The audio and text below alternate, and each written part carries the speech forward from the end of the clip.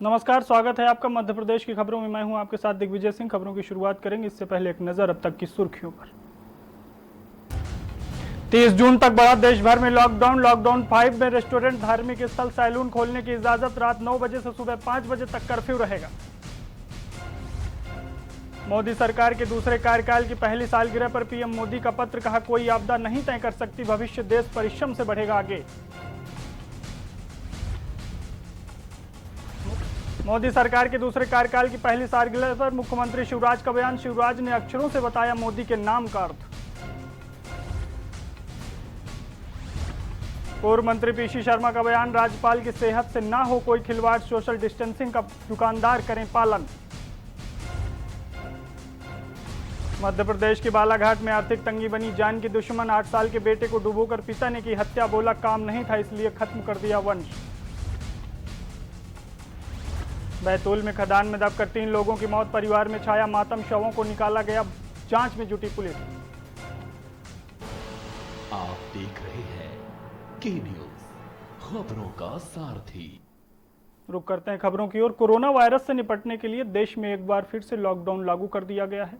Lockdown 5 की guideline सरकार ने जारी कर दी है। कंटेनमेंट जोन के बाहर सरकार की ओर से चरणबद्ध तरीके से छूट दी गई है। कंटेनमेंट जोन के बाहर पूरी तरह से छूट रहेगी।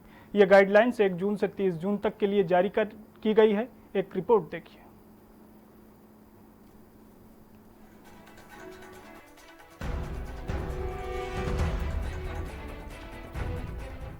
कोरोना वायरस से निपटने के लिए देश में एक बार फिर लॉकडाउन लागू कर दिया गया है। लॉकडाउन 5 को लेकर अटकलों का दौर खत्म हो गया है। देश में लॉकडाउन 4.0 खत्म होने से पहले लॉकडाउन 5.0 की गाइडलाइन सरकार ने जारी कर दी है। कंटेनमेंट जोन के बाहर सरकार की ओर से चरणबद्ध तरीके से छूट दे दी गई है। देश में लॉकडाउन 5.0 को लागू किया गया है। लॉकडाउन 5 1 जून से 30 जून तक लागू रहेगा। शर्तों के साथ धार्मिक स्थल खुलेंगे। रात 9 बजे से सुबह 5 बजे तक कर्फ्यू रहेगा। बता दें कि कोरोना वायरस के संक्रमण को रोकने के लिए देश में लागू लॉकडाउन का चौथे चरण का कल यानी 31 मई को आखिरी दिन है। चौथा लॉकडाउन 18 मई से 31 मई तक के लिए लगाया गया था।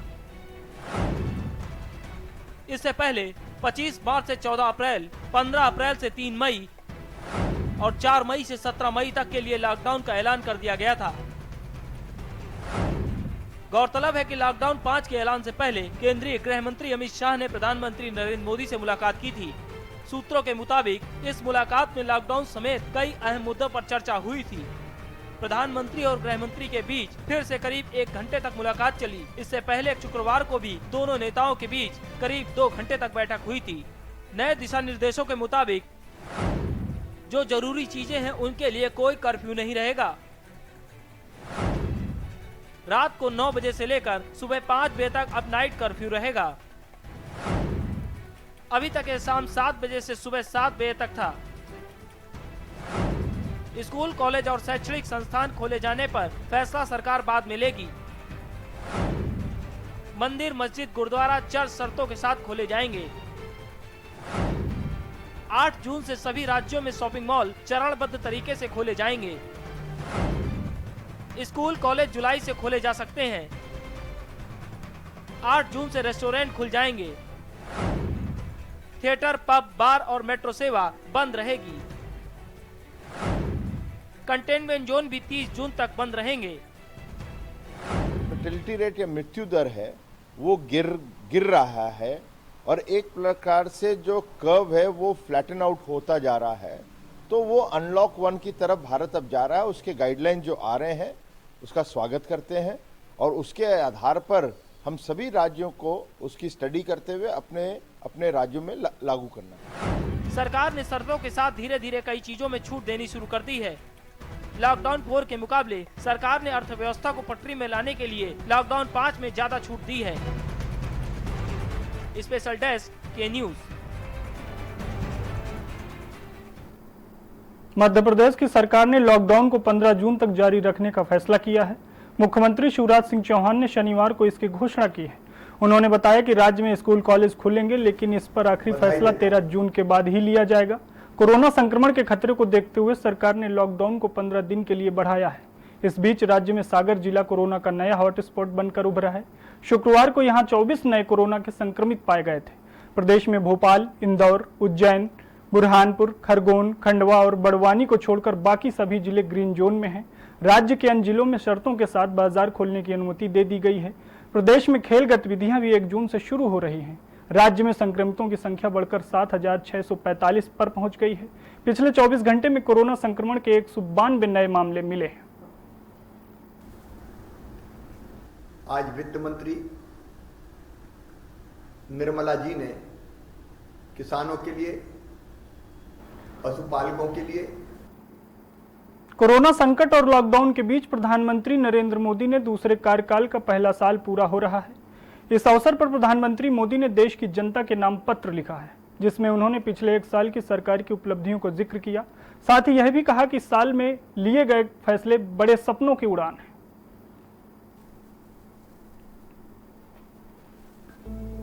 वर्ष 2014 में आपने, देश की जनता ने देश के बड़े परिवर्तन के लिए वोट किया था। देश की नीति और रीति बदलने के लिए वोट किया था। उन 5 वर्षों में देश ने व्यवस्थाओं को जड़ता और भ्रष्टाचार के दलदल से बाहर निकलते हुए देखा है। उन 5 वर्षों में देश ने अंत्योदय की भावना के साथ गरीबों का जीवन आसान बनाने के लिए गवर्नेंस को परिवर्तित होते देखा है।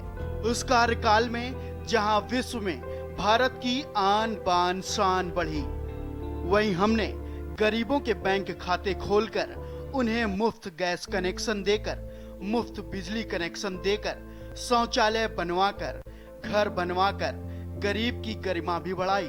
उस कार्यकाल में जहां सर्जिकल स्ट्राइक हुई, एयर स्ट्राइक हुई, वहीं हमने 1 rank 1 pension, 1 nation 1 tax, GST, किसानों की एमएसपी की बरसों पुरानी मांगों को भी पूरा करने का काम किया। वह कार्यकाल देश की अनेकों आवश्यकताओं की पूर्ति के लिए समर्पित रहा। बीते 6 वर्षों की इस यात्रा में आपने निरंतर मुझ पर आशीर्वाद बनाए रखा, अपना प्रेम बढ़ाया है। आपके आशीर्वाद की शक्ति से ही देश पिछले 1 साल में ऐतिहासिक निर्णयों को और विकास की अभूतपूर्व गति के साथ आगे बढ़ा है। लेकिन फिर भी मुझे पता है कि अब भी बहुत कुछ करना बाकी है। देश के सामने चुनौतियां अनेक हैं, समस्याएं अनेक हैं। मैं दिन रात प्रयास कर रहा हूं। मुझ में कमी हो सकती है, लेकिन देश में कोई कमी नहीं है और इसलिए मेरा विश्वास स्वयं से ज्यादा आप पर है। आपकी शक्ति आपके सामर्थ्य पर है। मेरे संकल्प की ऊर्जा आप ही हैं। आपका समर्थन, आपका आशीर्वाद, आपका स्नेह है। वैश्विक महामारी के कारण यह संकट की घड़ी तो है ही, लेकिन हम देशवासियों के लिए यह संकल्प की घड़ी भी है। हमें ये याद रखना है कि 130 करोड़ भारतीयों का वर्तमान और भविष्य कोई आपदा या कोई विपत्ति तय नहीं कर सकती। हम अपना वर्तमान भी खुद तय करेंगे और अपना भविष्य भी। हम आगे बढ़ेंगे, हम प्रगति पथ पर दौड़ेंगे, हम विजयी होंगे। हमारे यहाँ कहा गया है, कृतम में दक्षिणे हस्ते, जयो में सभ्य आहित। यानी हमारे एक हाथ में कर्म और कर्तव्य है तो दूसरे हाथ में सफलता सुनिश्चित है। देश के निरंतर सफलता की इसी कामना के साथ मैं आपको पुनः नमन करता हूं। आपको और आपके परिवार को मेरी हार्दिक शुभकामनाएं। स्वस्थ रहिए, सुरक्षित रहिए, जागृत रहिए, जागरूक रहिए। आपका प्रधान सेवक नरेंद्र मोदी। यहां पर रुकते एक ब्रेक के लिए, जल्द हाजिर होते हैं।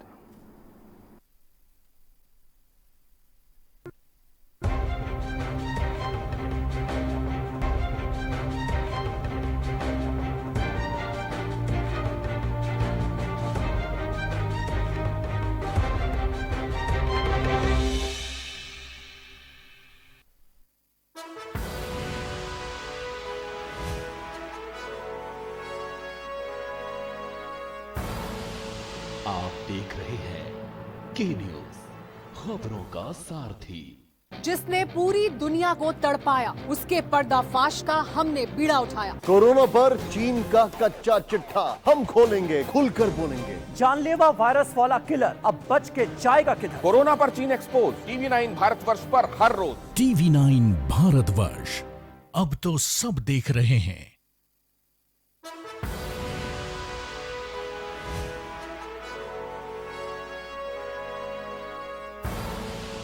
आप देख रहे हैं के न्यूज, खबरों का सारथी।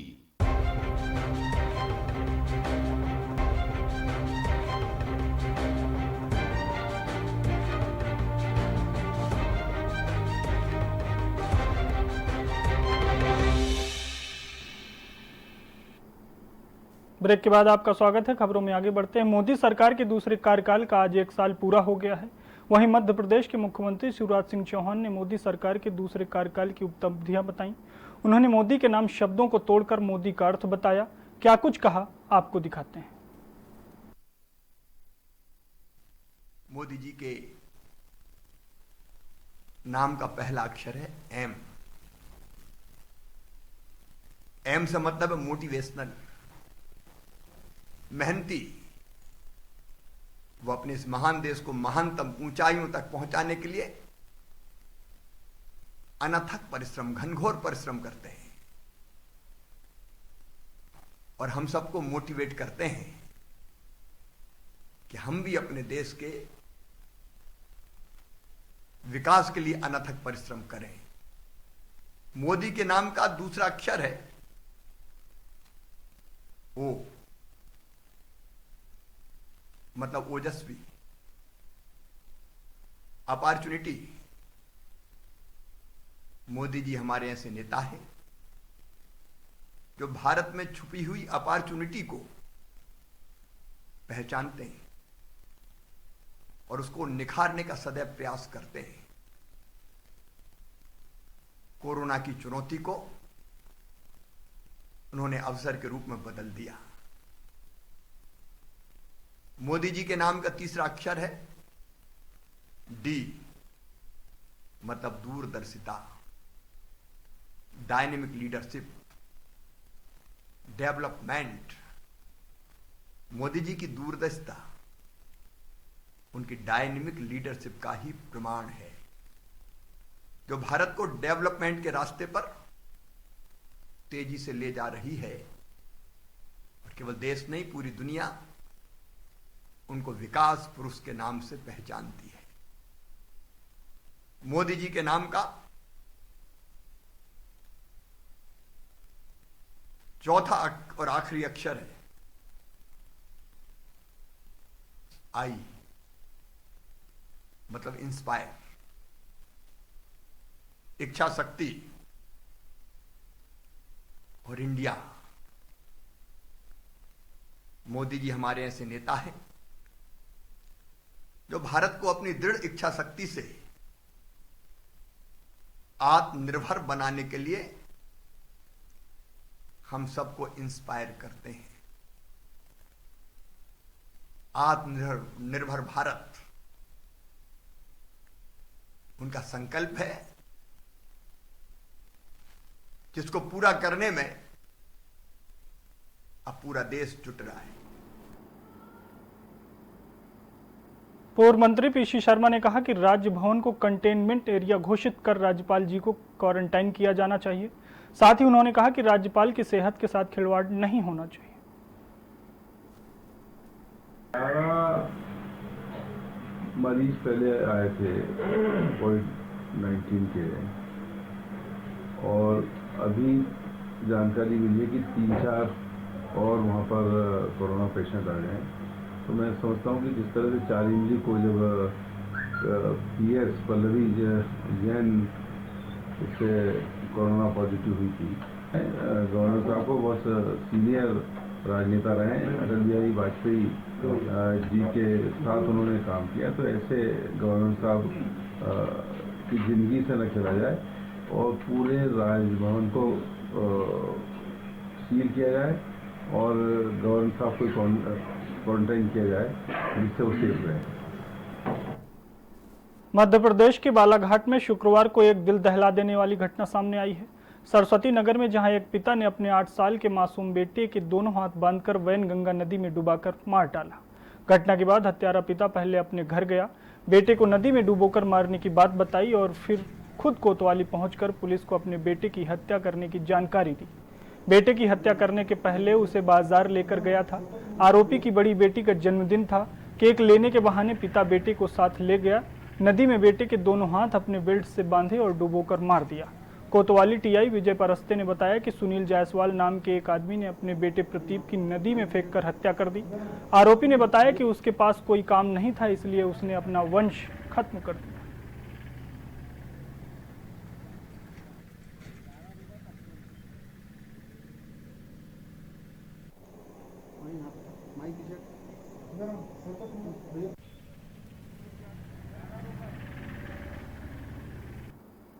बैतूल में कोतवाली थाना क्षेत्र के गोंडी बडंगी गांव में एक मिट्टी की खदान अचानक धंसने से बड़ा हादसा हो गया।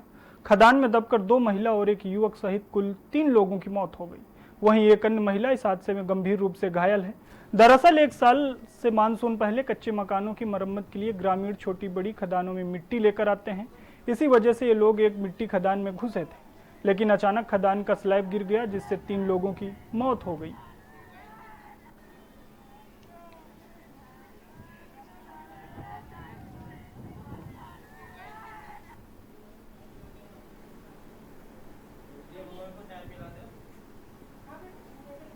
प्राप्त हुई थी, जिसमें कि ये बताया था कि जो गोंडी बड़गी जो पाडा क्षेत्र के अंतर्गत आता है, वहाँ पर खदान में कुछ मजदूरों के दबने की सूचना प्राप्त हुई थी।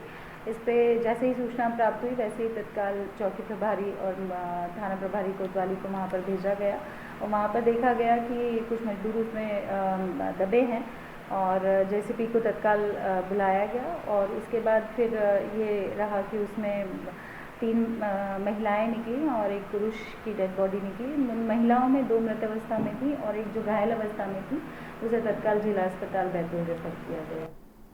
हरदा लाल माटी की बड़ी नहर टूट गई। देखते ही देखते नहर का पानी किसानों के खेतों में भर गया। पानी का बहाव तेज होने के कारण पानी लालमती गांव पहुंच गया। नहर फूटने की जानकारी ग्रामीणों सहित कोटद्वार के नहर विभाग और राजस्व विभाग को दी गई। मौके पर पटवारी सहित अधिकारी पहुंचे। ग्रामीणों ने बताया कि बीते 2 सालों से यह नहर करीब 3 बार टूट चुकी है।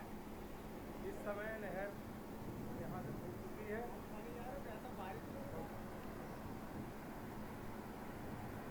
ये अधिक पानी छूटने से आगे रोग लग गया है। मध्य प्रदेश में बढ़ते तापमान के साथ पानी की समस्या भी बढ़ती जा रही है। कहीं पानी के लिए लोगों को पहाड़ चढ़ना पड़ रहा है, तो कहीं पानी की चोरी से बचाने के लिए ताला लगाना पड़ रहा है। पानी की किल्लत से जूझना सीहोर जिले के पाटनी गांव का है, जहां लोग गंदा पानी पीने को मजबूर हैं। 1500 आबादी के इस गांव में पानी की एक ही छोटी टंकी है, लेकिन उसकी सप्लाई सभी घरों में नहीं है।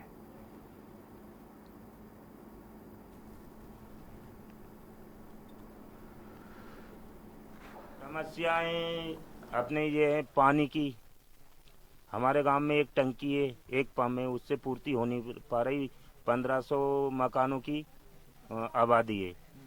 हमें सबसे बड़ी ज़रूरत तो पानी की है। सबसे पहले पानी चाहिए हमको। कभी एक टंकी या एक पंप और हो जाए तो हमारे गांव की समस्या दूर हो सकती है। जैसे पीएचई है अपने, इसमें आवेदन देना, हमारे जनपदों में मीटिंग होती है उसमें क्वेश्चन रखना, ये चीज़ें रखते हैं, करते हैं हम। तो फिर क्या उनका कोई जवाब आया? जवाब यही कि होगा। एक ब्रेक के लिए रुकते हैं, जल्द हाजिर होते हैं।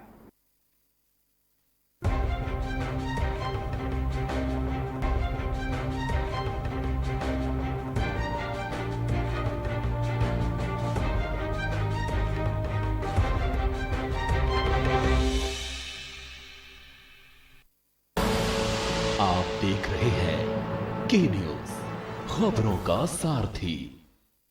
घातक वायरस की सबसे तेज इंटरनेशनल अपडेट्स दिखाते हैं। कोरोना पर सबसे भरोसेमंद, संतुलित और संपूर्ण खबर बताते हैं। सत्य और तथ्य के साथ खबर, प्रयोग की प्रामाणिकता पर मोहर। लॉकडाउन में कोरोना पर नॉन स्टॉप कवरेज जारी है। TV9 भारतवर्ष, अब तो सब देख रहे हैं। IPL पान मसाला, इसमें है सिगमोगा की मशहूर सुपारी, केरल के बागों से इलायची, सोलन के जंगलों से उत्पादित शुद्ध कत्था, असली फूलों की खुशबू और प्योर चंदन के तेल से निर्मित 0% निकोटीन, 0% टोबैको युक्त IPL पान मसाला।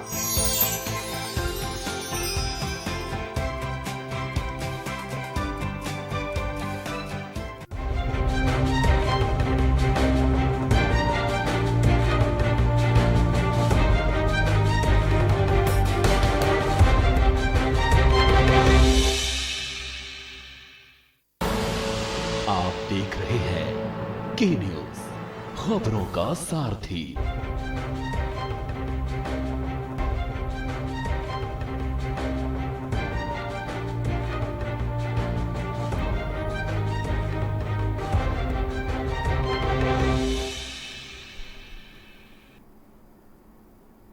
ब्रेक के बाद आपका स्वागत है। खबरों में आगे बढ़ते हैं। देपालपुर के बिटमन नगर में पशुओं में फैली बीमारी भी लोगों को परेशान कर रही है।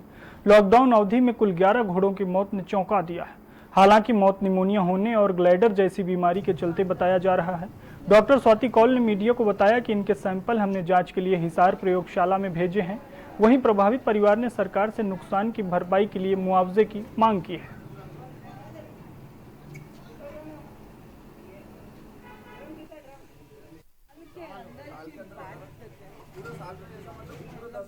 लॉकडाउन की वजह से 2 महीने में और 9 घोड़े मर चुकी है और डॉक्टर की सुविधा भी ली थी, उसमें भी कोई डॉक्टर नहीं आ पाते थे सर।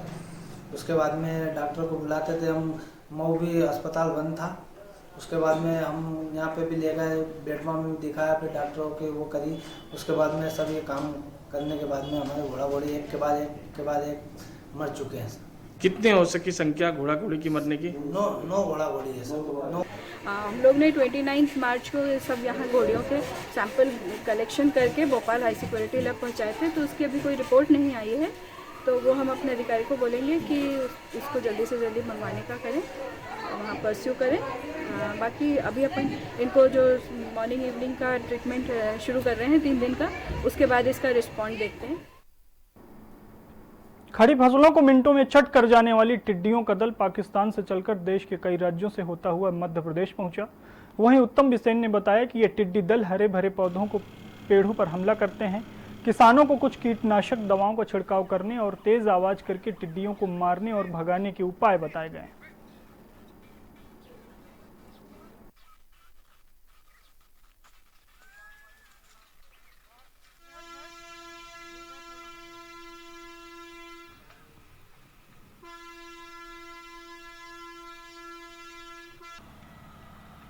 समय में हमारे द्वारा जो है इस पे क्लोरोपायरीफास 50% और साइपरमेथ्रिन 5% नामक दवाई का स्प्रे किया गया था और उस दवाई का इतना अच्छा परिणाम आया है कि 10 से 15 मिनट बाद ही जो है अभी लोकस्ट जो है बेहोश होकर गिरने लगे हैं और ये निश्चित रूप से मर भी जाएंगे।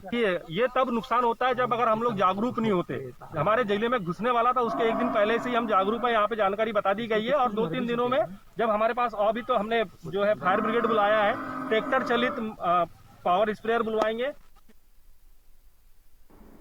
प्रवासी मजदूरों का मुद्दा सियासत की धुरी बनता जा रहा है। विपक्ष इस मुद्दे पर सरकार को घेरने के साथ ही कोर्ट में भी खींच रहा है, तो वहीं सरकार ने विपक्ष पर पलटवार करने के साथ ही कोर्ट में भी जवाब देते हुए सरकार के कामों पर सवाल उठाने वालों की तुलना सियासी गिद्ध से की है। एक रिपोर्ट देखिए। इस तरह के लोगों ने क्या सहयोग किया, इन पर गिद्ध और बच्चे की स्टोरी लागू होती है। इन तमाम याचिकाकर्ताओं को एफिडेविट देकर बताना चाहिए कि इनका क्या सहयोग है। इस मुद्दे को राजनीतिक अखाड़ा नहीं बनने दिया जाए।